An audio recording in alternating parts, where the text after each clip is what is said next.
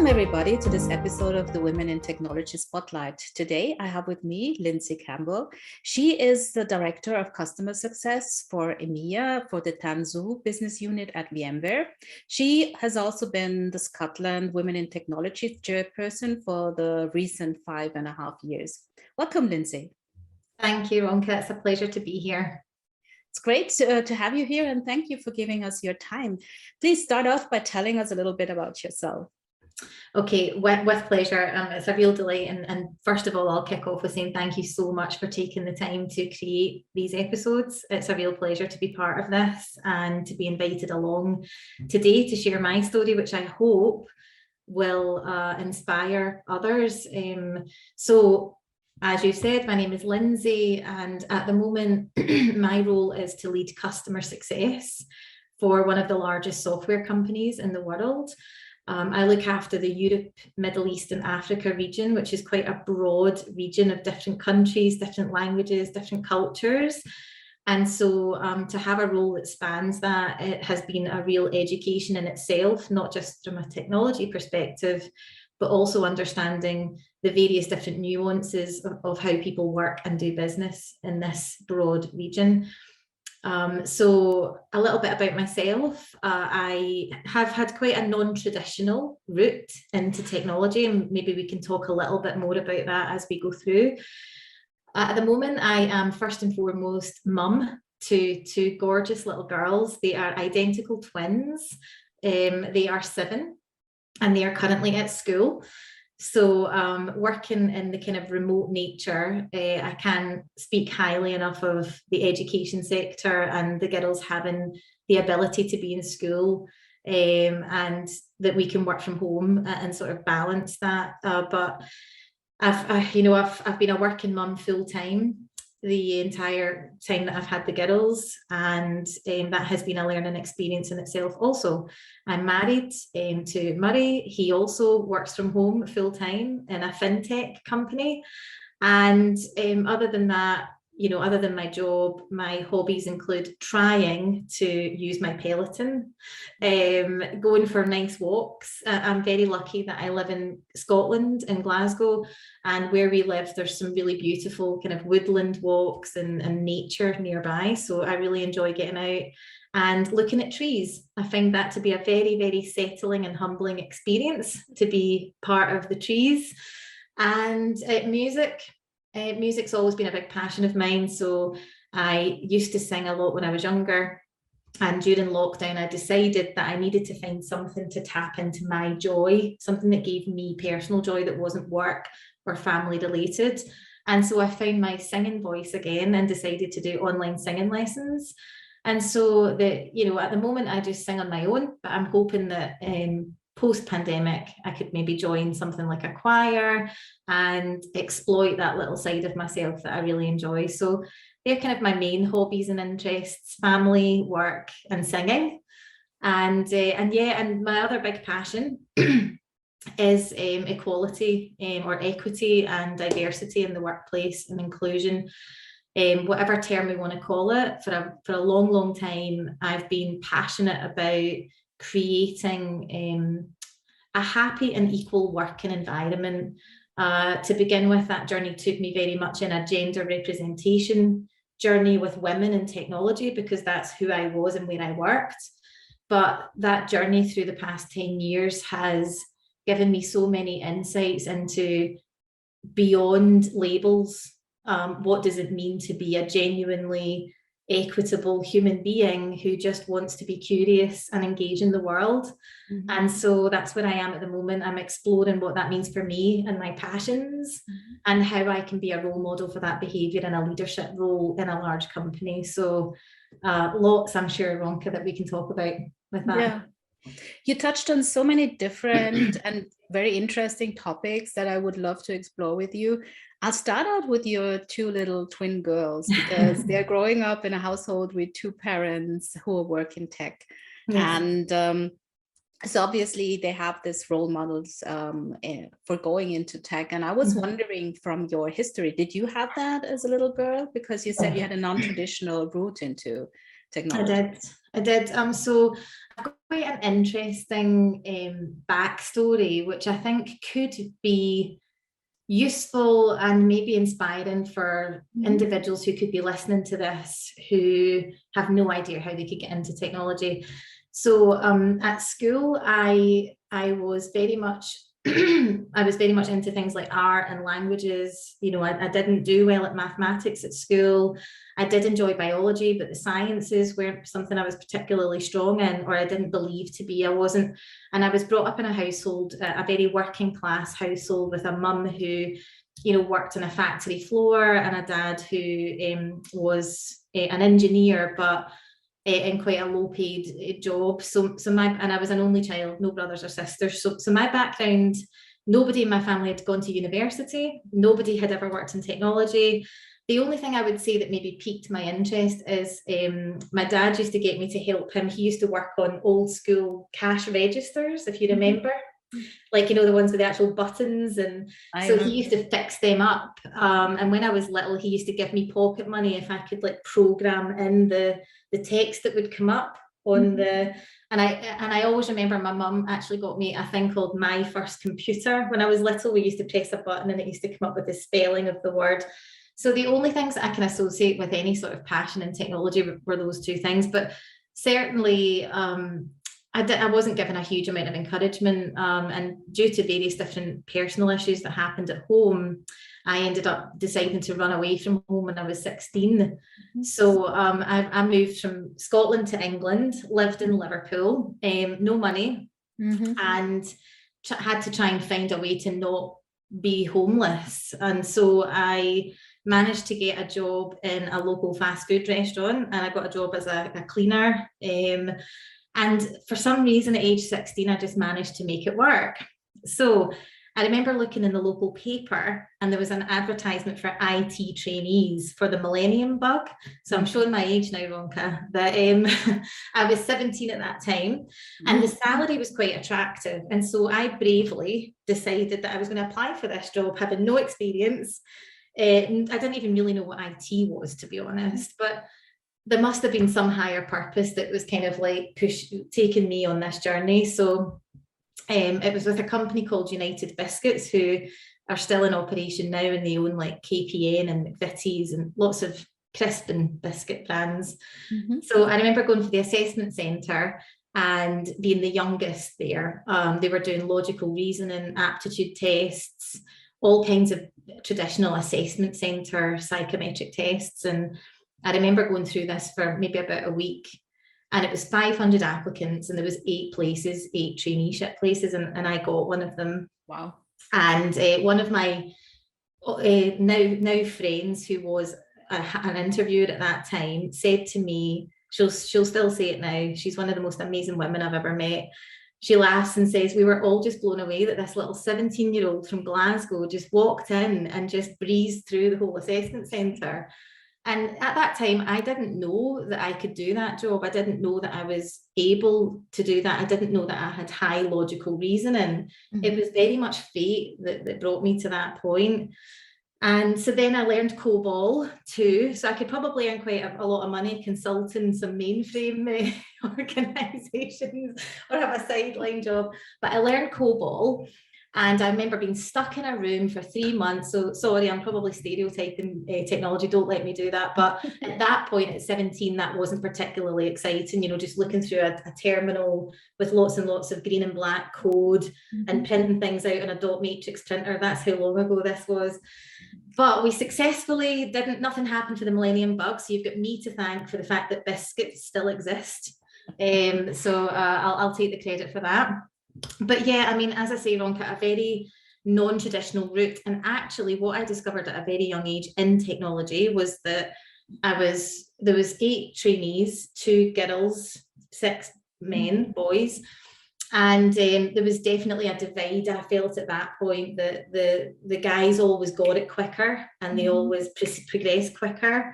And it just took us, or it seemed to take us, a little bit longer to get things. And so that kind of made me feel like boys were better at technology than girls, even when I took that job. And so that was a difficult sort of stereotype for me to personally shift over the time. And I'll come to what made the shift for me.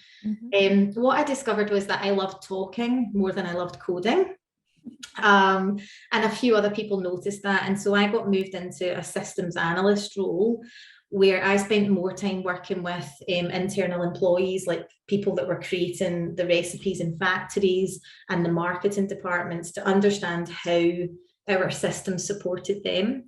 So I became less like sort of back-end coder and more in front of the user, writing specifications and creating the programs that would, take the company forward. So that was kind of my career for the first point in time. And I don't want to take up too much time going over history, but over time I ended up taking on more and more roles which were about bringing business and people into the code. And in the early 2000s, Agile wasn't really a thing yet. So I was very much a bit of a disruptor in that space, because I would get involved in projects where people wanted to write the spec for 6 months and then write the code. And I started to push for, why can we not just write like the first 3 pages and then try something out? And what I realized is that I was probably part of a very early movement that was looking to bring that Agile mindset into the organization.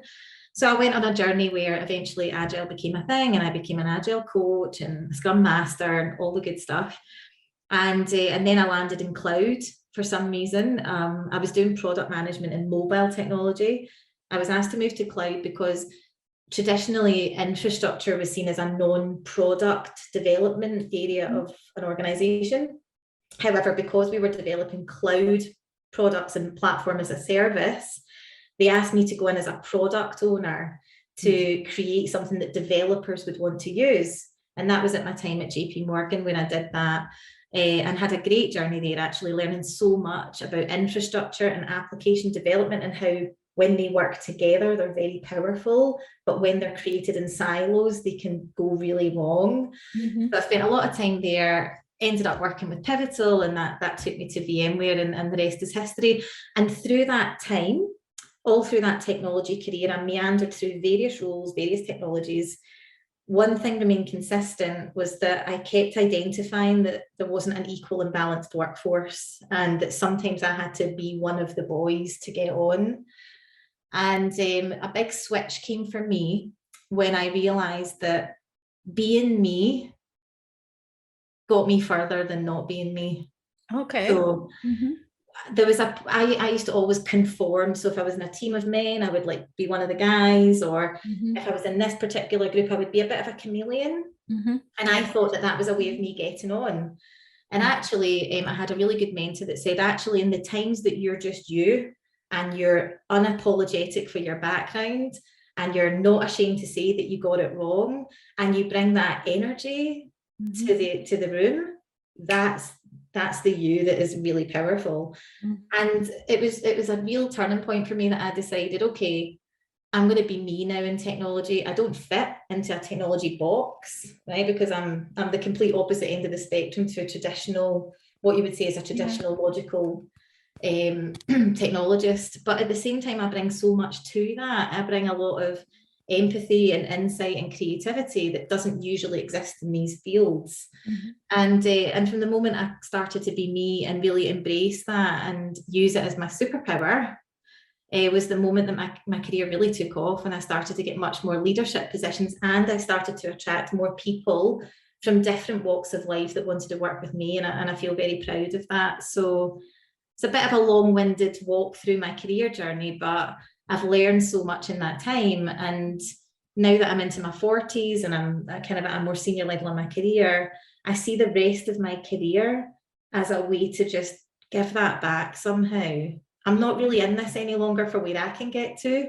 I'm in it now for how many people I can bring along with me. So that's kind of where I am in my career at the moment. Yeah. I don't think this was a long-winded story. It was really, really empowering. And there's so much in that story that I don't even really know where to start,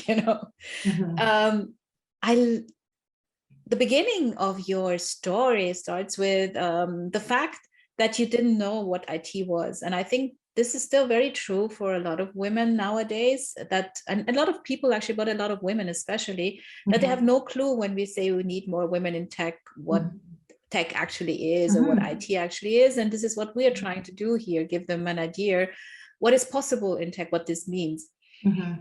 Then I recall that she said the first couple of years in tech were, you know, like the stereotype. And this is also the stereotype. If people know something about tech, this is the stereotype. Someone sitting in front of the computer, coding something, not talking to anyone. And this is also something I feel that a lot of women don't find particularly interesting, just like you didn't. I personally didn't either. So I love that this is inside your story as well. And then I love the whole fact that you, as a 17-year-old with no background in IT, went to that assessment center and just kind of breezed through the whole thing and into this tech career, you know. And that is such a unique story. I think I haven't heard anything like that before, and it says a lot about you. I think even if you don't necessarily see it, it sees that you were quite brave also. I mean, and also there's an aspect I see that is luck in careers. You know, people always forget to talk about how lucky they got. So a lot of people just talk about what they have achieved, but they don't talk about the fact that they were in the right place, or read the right ad, or talked to the right person at the right moment. Absolutely, I couldn't agree more. I've been very lucky to be in certain right places at the right time. I think that I can see merit in people who say you create your own luck, but I can also see merit in having the grace to acknowledge the fact that certain times it has just been luck. So I think it's a mix of both. Yeah. But certainly from my point of view, it's been a mix of bravery and luck and stepping into something that I believe truly sits with my purpose. The kind of harmony of that has been the key driving force behind a career that not only outsiders would deem to be successful, but I can personally stand next to and say that I'm proud to do this work. And I think that's really important. And I think that very few people are fortunate enough to have those decisions. You know, so I feel very lucky, and that's why I say I now acknowledge that so fully that I now want to use my position as a way to say, how do I create that space for others where they might not have been as fortunate to have been in the right place or had the right mentor? But at the same time, I want to be a role model that says, I came from completely, if you wrote this down on paper, you would not put me in a technology career from where I came from at all.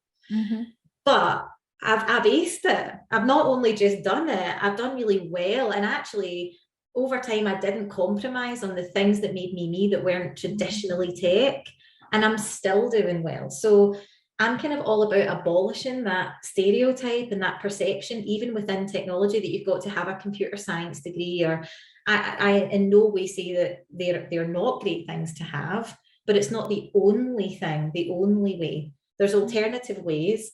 And if we embrace that, we have a wonderful proposition for the world, where you're bringing different experiences and walks of life alongside very clever and logical things and making new and innovative things. You know, that's what I'm really sort of passionate about. And I wholeheartedly agree to everything you said. And what I also love about your story is that you said that finding your authentic self and living that authentic self made you even more successful. So especially as a woman in tech, it's not easy necessarily to be authentic. So it's just great to have someone as a role model for, you know, this working out in terms of career success, showing who you are, speaking from the heart, speaking about stuff that is important for you. And what I also feel is that there is a connection between your authenticity and your wish to bring more women into technology, because what makes you authentic and special in tech, I think, are a lot of characteristics that are female characteristics, right? Like you talked about empathy and communication and all these things. So is this talking about these kinds of skills that are not tech skills, you know, Can you talk a little bit about why you think these skills are necessary and something we definitely need nowadays in tech? Because I think that's also something to understand. That's not just because we want to have more women around us, but because we feel that these are things we need inside the tech space. Absolutely. And I think that particularly in technology, one thing that I've observed over the rapid acceleration of where I began in technology and where we are now in terms of how much, sorry, excuse me, how much that technology is basically part of our everyday life. One of the things that I've been getting and recently been getting quite interested and involved in speaking about is around ethics and AI and the way that technology is starting to make more automated decisions for society. Mm-hmm. And so now more than ever, I think that there needs to be that very human, very ethical aspect to technology. And, you know, I've been speaking in other circles about the fact that, you know, I'm a big believer in equality. So I think everyone has something to bring to the table. But in that respect, women have so much more that they can bring to the table in terms of that heightened awareness of the impact things would have on society. And that's alongside that empathy aspect. That's not to say that I haven't worked with many men who've demonstrated the same behaviours, but if we look at it at a very sort of basic level, fact evidence shows that women do tend to more consistently demonstrate that behaviour. And so for me, if you can find, you know, women who have that natural ability, who also are willing to learn and have a curious mindset, then nothing is impossible. And I think that the more that I'm really interested, maybe you've heard this in some of your other talks, Ronka, but there's so many examples in society where things have been developed by a team of same-sex individuals, or representation of very, very similar age, demographic, gender. And just it's been completely, they've developed something that they in no way intended to be an inclusive, but was completely not inclusive. And when you challenge them, they go, oh, I didn't even think. Yeah. And I'm like, you should not be vilified. Of course you didn't think, because your entire team was made up of people who don't think that way. That's why it's so important to have both women and diverse teams involved, because any product that's being created with a technology aspect being used by society must be developed by a representation of who they're delivering to. Otherwise, you're literally baking in exclusivity from the day one. I mean, I think it would be much nicer if it was called out, because the thing is, we don't have a technology talent pipeline where we can say we're going to be 50-50 next year. So, you know, products are still going to get developed. But I would much rather that these things were called out on day one so that everyone's aware, rather than making the assumption that a team of like-minded, similar demographic individuals can create something for society and it's going to be okay. I think making that assumption is more destructive than actually just having the ability to call it out from day one. Because that's the paradigm that I've always operated in. It's wonderful to stand up and talk about equality and equity and gender diversity. But time and time again, I don't see the university numbers. I don't see the recruitment numbers. And so we can't just say, oh, well, something else. You can't just forget the problem because we can't fix the pipeline. You've then got to say, okay, in a world where it's still going to be imbalanced, what's the best we can do to make that more inclusive?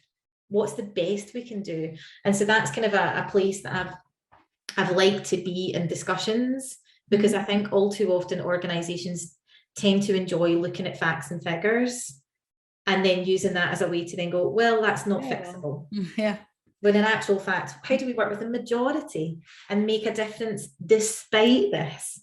Yeah. You know, that's kind of where I like to be, is in that sort of, it's an and, not a until then or an and or, if you know what I mean.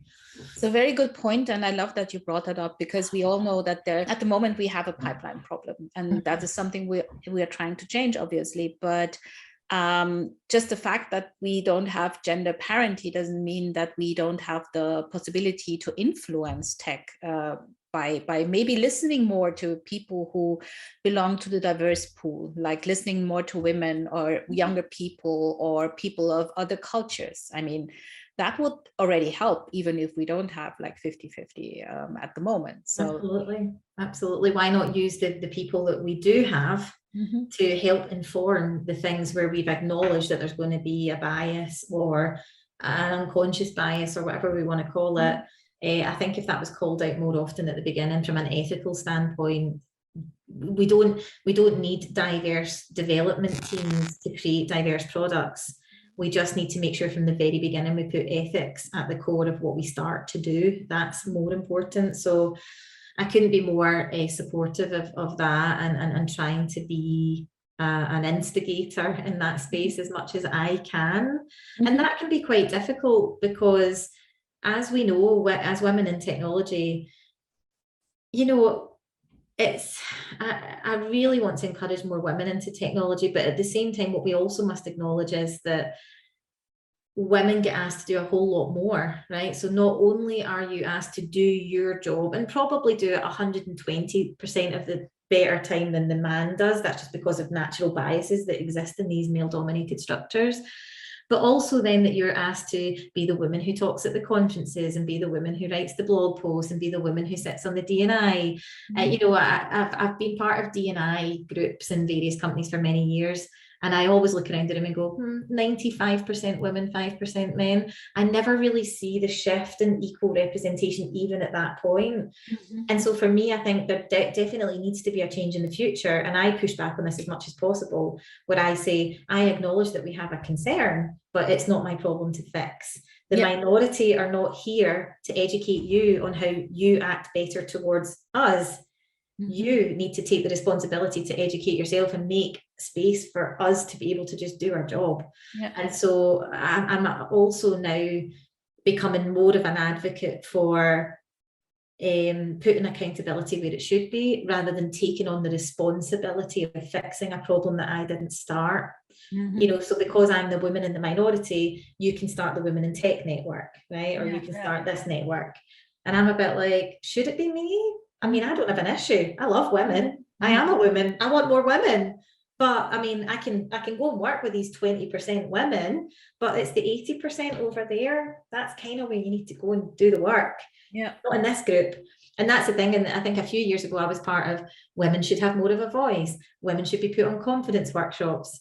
I'm like, really? You know, is that where we need to fix the problem? I mean, I could go into so much with you, Ronk, on that, but in my career, you know, it's been a real education in terms of the word inclusion and how organizations view that in terms of where the problem should be fixed. Or who should be fixed. I totally agree on that. And that's actually really a very good point, because that's what we see. We have all these programs, and then we have all these women in these programs doing all kinds of initiatives, and everybody seems to be kind of ignoring them, you know, like, so they have their thing, they're doing it, and then the company has the possibility to show that off. We're doing this and this and this, but then in the end, it doesn't change anything, because, as you said, the people who should be doing the initiatives and who should be doing the trainings and all that are not the women. They don't have an issue with each other. So exactly. And that's the thing, you know, I think the more that we are able to make that point, the more that change will be seen. You know, I genuinely don't think there's I don't think anyone, organizations or majorities or anyone, is intentionally going out with these particular mindsets, but it's more knowing where to draw a line, knowing where to set a boundary, knowing where to ask a challenging question.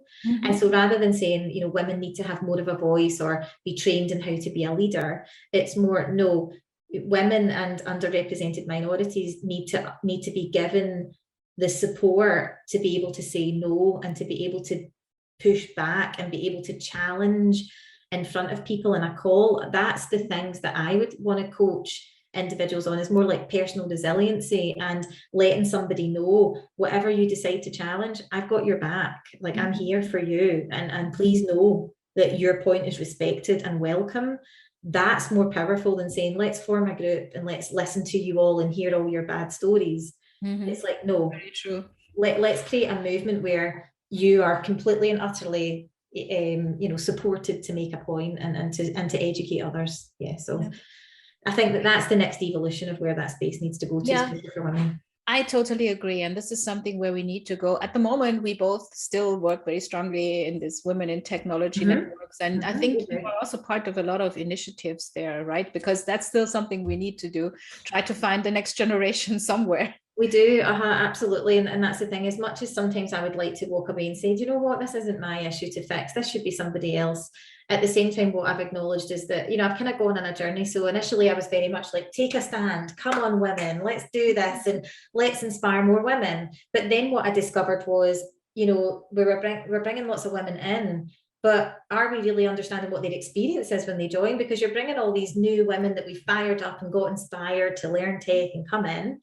But then we're putting them into like male only teams. So they're the first women coming in, or the first underrepresented minority. And then we're not training that team on how to welcome somebody different into the team.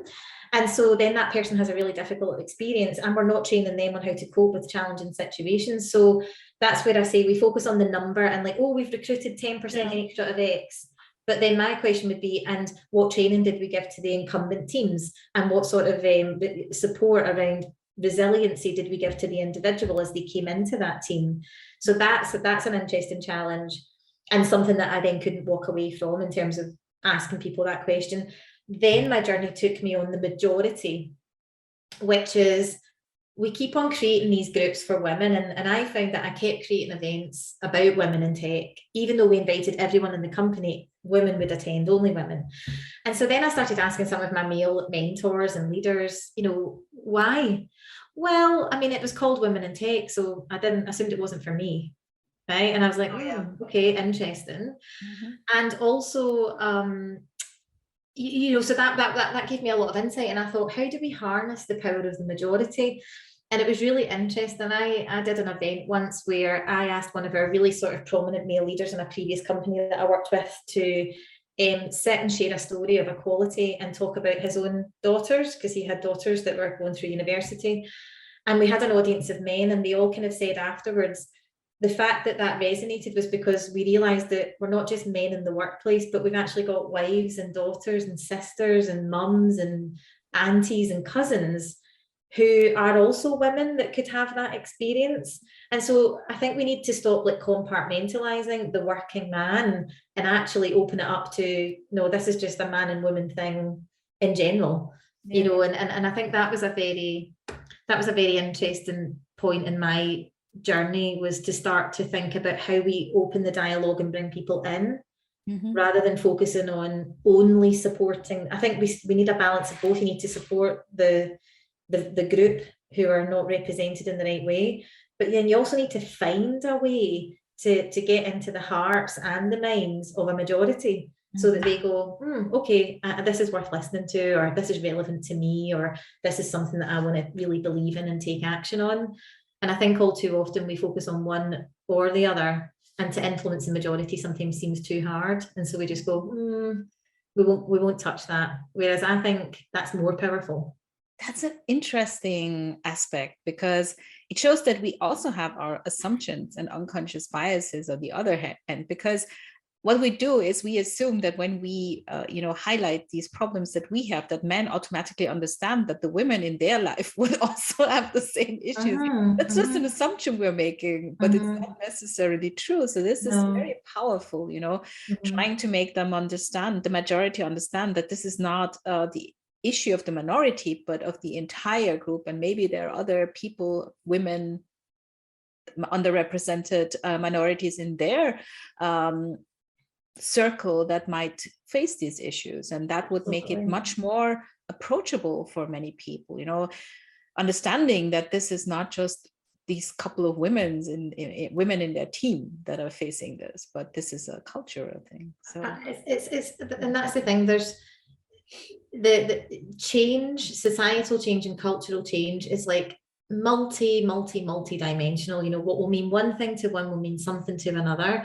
You can never have that universal, I'm going to speak to this room and they're all going to feel the same way, or they're all going to want to change. Everyone's going to have their own reaction, and that needs to be acknowledged and respected. Everyone's going to go on their own journey. I mean, I know some male leaders who I felt were kind of set in their ways for many years. And actually, amazingly, this is not the same person, but I worked with many male leaders in one of my previous companies. And actually, some of the male leaders that I worked with ended up leaving that company, creating a Men for Inclusion group and writing a book all about like sexism in the workplace, and like how men maybe just don't realize sometimes what they're actually doing. And so they wrote a book to kind of educate men on like, these are some of the things that you'll just have been used to doing, but in actual fact, the moment you take a step back and think about that, it actually is not inclusive. So there's been amazing like things like that in my life that have happened where I'm like, wow, like this is somebody who at the very beginning would probably admit that they didn't get it, and have had a complete shift to the other side and left their job and started companies to educate men. So I've had that experience, which has been amazing. But I've also had like worked with many like male leaders who I've maybe not had the bravery to call something out. And the moment I did, they've immediately said, oh, wow, like I wish you'd said that sooner, because I just didn't even think. And, you know, I've probably done that too as a woman. I mean, something that I'd love to share is that even looking at the women in tech journey, I very much went into that thinking women, one word, women's one word. Mm-hmm. It's not.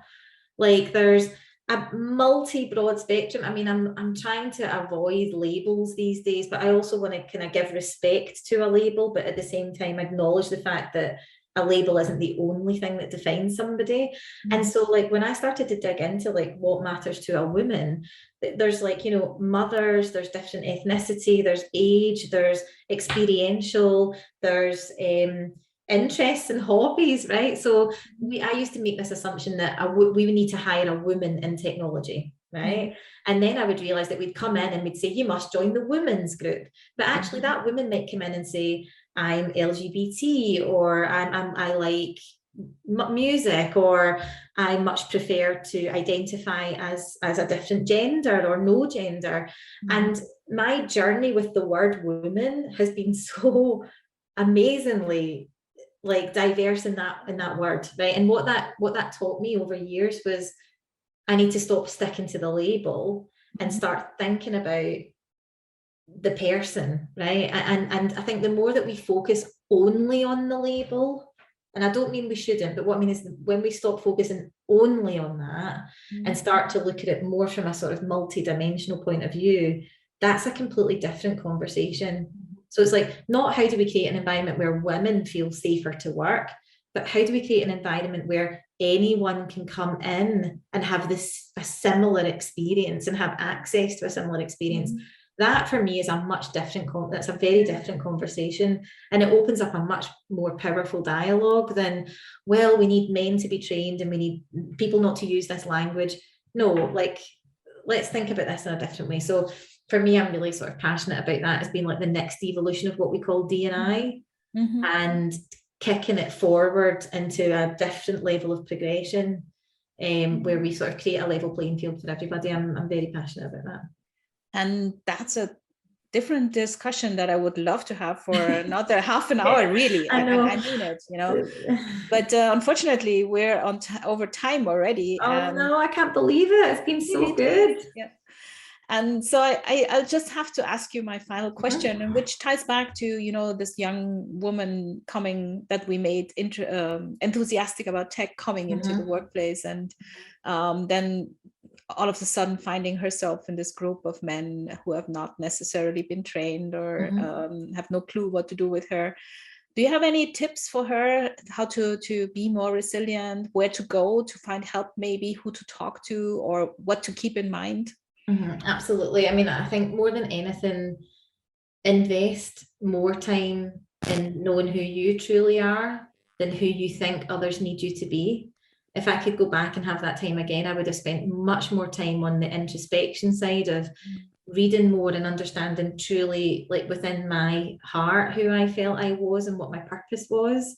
I think the moment, the quicker that you can get to that and know you and understand who you are in the world and what you show up as, everything else will fall into place. And if it doesn't, you'll know why. I think it puts you in a much stronger place to deal with any situation. So you could then go into a team full of people that are completely different to you, but stay very true to who you are. And I think that shines out much brighter to a room full of different individuals than coming in, observing and feeling like you need to sort of shape yourself to be part of that crowd. And I think from an organisation point of view, it's a very, very powerful thing to instill in every individual, because the more people try and conform, the less that company is going to innovate and create products that are going to represent a modern world. And so for me as a leader, I want everybody that comes into my team to know that I will invest as much time as you need in you getting to know you, so that we can enjoy you in your best form. Rather than you ever feeling like you need to be like the others, please spend that time on you and knowing you. So that would be my number one advice. Understand your purpose, who you are, and that you belong everywhere and nowhere and everything in between. And that's the most powerful thing. Yeah, this is wonderful. I love that as an end point of our wonderful conversation. So thank you so much, Lynsey. It was great. Thank you for coming. Thank you for talking to me and giving me your time. Thank you. Thank you for doing this. It's been incredible, and I'm excited to hear more stories from other amazing women. So thank you so much for doing this, Wonka. I really appreciate it.